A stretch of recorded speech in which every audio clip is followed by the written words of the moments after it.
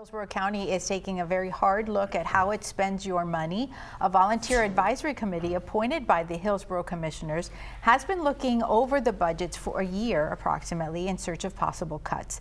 It's named the Hillsborough DOGE Liaison Committee. It's made up of 5 professionals who've identified about $678 million that could be trimmed. That's roughly 6% of the county's $12 billion budget.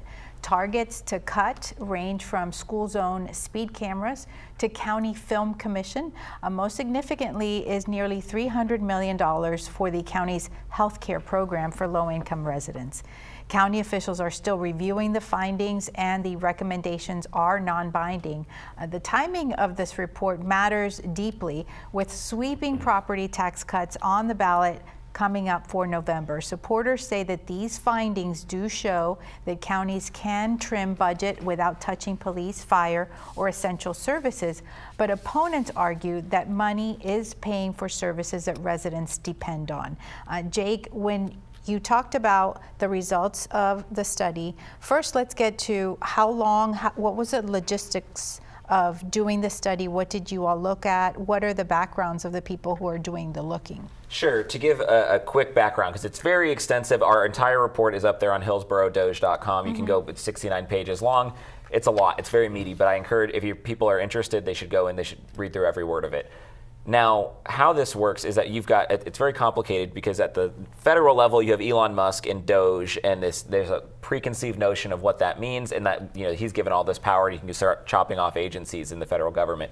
It's not that. Then you have the state level with our CFO and our governor who've been looking at are our counties being efficient with our money. And so then there was a statewide effort. And so Hillsborough County was trying to get ahead of that. The commissioners decided, let's do a local committee to liaison with the state. Now, the state didn't really do a lot of liaisoning with the county, and so we got a report back in December that basically had 3 or 4 pages of Hillsborough County. They said it was around $300 million, but theirs is based on a formula. And so I'm not one to sit around with, twiddling my thumbs. And so I said, we're going to put out the report that we were here to do. And so for the last 6-8 months, we have been digging through line by line all of the county budget and figuring out which contracts have been inefficient, which ones have been misspent, ones that are labeled miscellaneous. That's $214 million right there that they just don't really give us an explanation for what they're spent on. And there's a lot of practices. And so this is a very thorough report. It's done by, you had to be either an IT professional, forensic auditor, CPA, lawyer, something along those lines. So, but we weren't looking for transactional fraud. We have a clerk's office that does audits. They do third-party audits and everything. This is not that. This is also collaborative. One of the things I would like to get across is that we sat down with county staff every single month, once or twice or 3 times a month, asking questions about each thing. So we didn't just come up with numbers. We didn't just come up with a formula. We didn't do this aggressively. This was done in collaboration, and that's how we come up with the report. Talk to us about the suggestion, the recommendation that the indigent health care plan be looked at. Sure, and so this is controversial because you're talking about our lowest served communities, the indigent healthcare, but this is something that was set up in 1991. People don't realize that this is a 0.5% sales tax on every purchase we make in Hillsborough County. That goes back to, this is all the studies will say that's the most aggressive type of tax, and they take a lot of money into this program for about $300 million a year. There's almost $500 million in reserves just from this study, from all the money that they're collecting. And they only serve 24,000 people with it. They actually can't get people to sign up fast enough. They're trying really, really hard. And so what was the recommendation that you all made? So the recommendation that we have is that the county needs to stop acting like an insurance provider, because we all understand that healthcare is very opaque, is the word I like to use. We don't know how much an aspirin costs. We don't know how much it costs to stay at the hospital. And we got these contracts where we're giving $1 million, $2 million to an oral surgeon for a single year. That's in the report. We're giving $10 million over here to this hospital, and $20 million, $50 million, and we don't really understand where that money goes to because it's healthcare, and we understand that. So we've got a local county program that does insure people, but our recommendation is to start moving people to the ACA, the marketplace, the Obamacare, as people call it, to move people to Medicaid or Medicare if they're not on those. And there's an eligibility overlap that exists there. And so it starts getting very complicated, and I'm not saying it's perfect, but It costs us almost $12,000 a year per person that's on this program, and we think that it can be done for about $1,000 or $2,000. Victor? With all due respect to my friend Jake, we do agree on one thing. Is there fat in different parts of the government, whether it's the city, the county? Yes, there is some fat. However, the indigent, as an example, this indigent healthcare program, which was founded by the late Phyllis Bazansky, who was very instrumental in making this a model for the nation. What the purpose of that program was to try to catch people in the donut hole between people that have insurance, people who are not on Medicare or Medicaid, or have private insurance or Obamacare.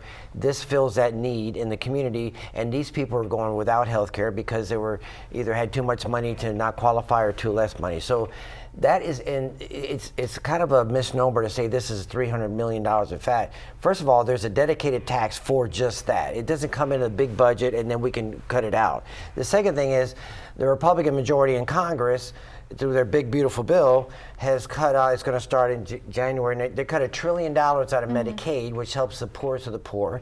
They cut $1 trillion out of Medicare, which helps elderly people who need help. So that's not the umbrella that Jake's talking about, that they can just go into Obamacare. And by the way, the Republican majority in Tallahassee decided not to take up the Obamacare Medicaid expansion program, which we've lost probably $10 or $20 billion a year in the state of Florida because, that's a big need out there. Like one of the things that folks on either side of the political spectrum, whether you're a Republican, a Democrat, or no party affiliation, is the fact that looking at inefficiencies is not a bad thing.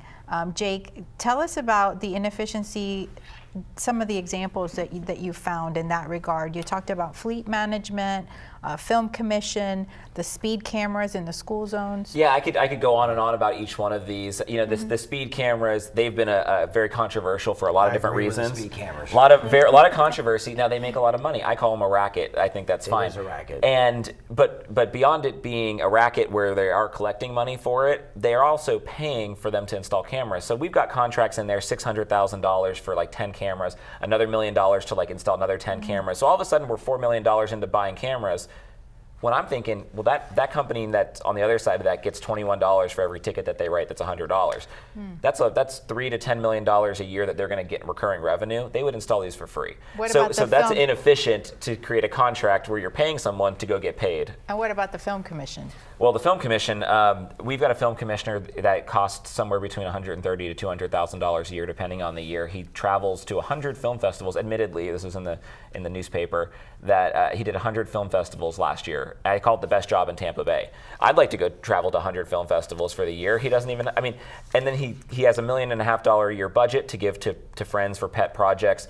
And I asked a very simple question on day one. I said, how do you get one of these grants for $50,000 to do a movie or to do a show or something like that? And they came back to me and said, well, there's no application process. There's no website. There's no link.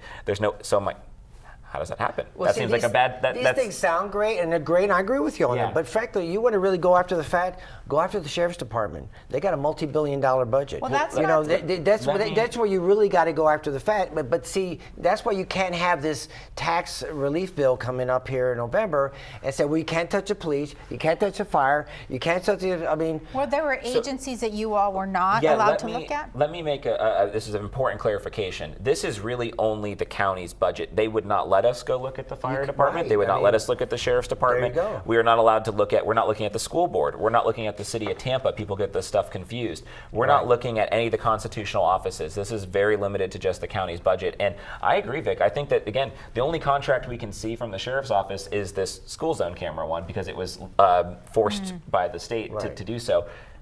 And it's not a very good one. The red light camera deal, they make 80. The guy with the contract makes 80% of the ticket. Yeah. I mean, it's ridiculous. Well, this is an issue that's really fueling the conversations around whether or not people are going to vote in favor or against the constitutional amendment on property taxes. So definitely have to have you both come back and we can go over this some more in detail.